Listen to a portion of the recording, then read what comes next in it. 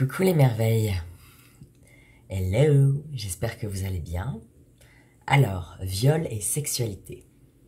Eh oui, ça fait peut-être bizarre de voir les deux mots à côté, non? Surtout sexualité épanouie. Je fais cette vidéo parce que, effectivement, j'en ai pas encore parlé. À l'heure actuelle, moi, mon domaine, c'est justement la femme divine, ou plutôt comment libérer la sexualité que nous avons tous en nous, la sexualité, l'énergie sexuelle que nous avons tous en nous. Et en fait, j'ai pas toujours été comme ça, parce que j'ai moi-même vécu 2 viols avec 2 hommes différents. Et, et donc forcément, ça a engendré derrière bien des dégâts, hein, c'est clair, au niveau physique, mais surtout au niveau émotionnel.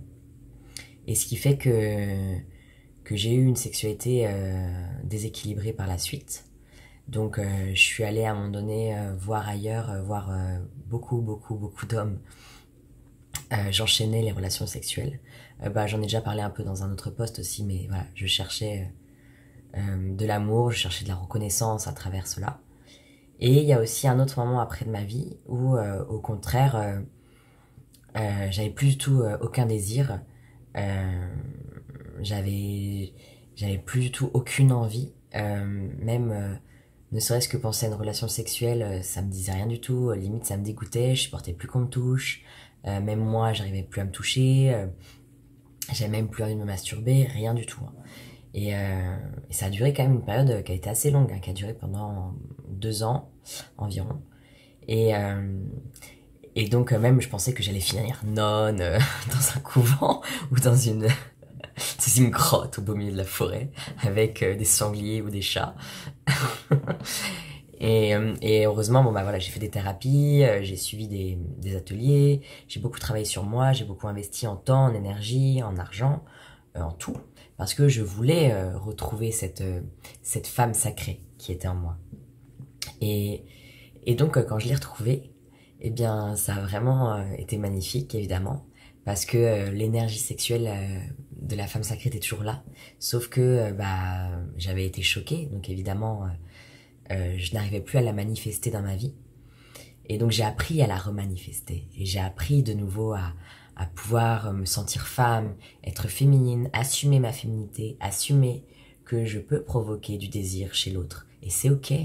C'est ok parce que moi je suis sereine avec ça. Et, et donc l'autre, entre guillemets, c'est son problème. Moi, je m'habille comme je veux, je suis qui je suis, en étant respectueuse de qui je suis et de l'autre évidemment. Et donc, je suis tout à fait maintenant à l'aise avec la sexualité, même dans ma vie personnelle. Et je fais ce petit témoignage parce que j'accompagne des femmes qui ont subi justement des traumatismes, des violences. Et, et donc, voilà, je veux dire que c'est possible. C'est possible de s'en sortir, c'est possible de retrouver une sexualité épanouie, même quand on a eu des dégâts. Et, et que oui, il faut juste vraiment se réécouter, apprendre à réécouter son corps à travers différents exercices, à travers différentes étapes. Et, euh, et juste après, kiffer sa race d'être femme tout simplement parce que c'est un cadeau. C'est un cadeau que d'être femme, c'est une bénédiction. Et il faut en goûter les fruits de cette bénédiction.